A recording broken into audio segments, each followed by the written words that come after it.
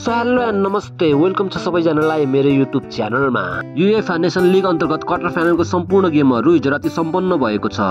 Quarter फाइनलको first लेगमा कुन कुन टिमले जित्न सफल भयो हामी जान्नेछौँ आजको यस भिडियोमा।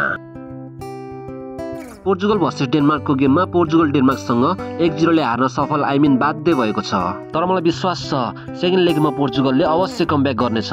बल पोजिसनमा पोर्चुगल ठिकठाक नै थियो भने अट्याकिङमा डेनमार्क भन्दा निकै कमजोर देखिएको थियो। जहाँ डेनमार्कले 23 शट हान्दा पोर्चुगलले मात्र 8 शट हानेको थियो। जसमध्ये डेनमार्कको 9 शट अन टार्गेट थियो भने पोर्चुगलले मात्र 2 शट अन टार्गेट हानेको थियो। खेलभरि पोर्चुगलको बल पोजिसन 56% थियो भने डेनमार्कको 44% थियो। जहाँ पोर्चुगलले 552 पटक पास खेलेको थियो भने डेनमार्कले 439 पास खेलेको थियो।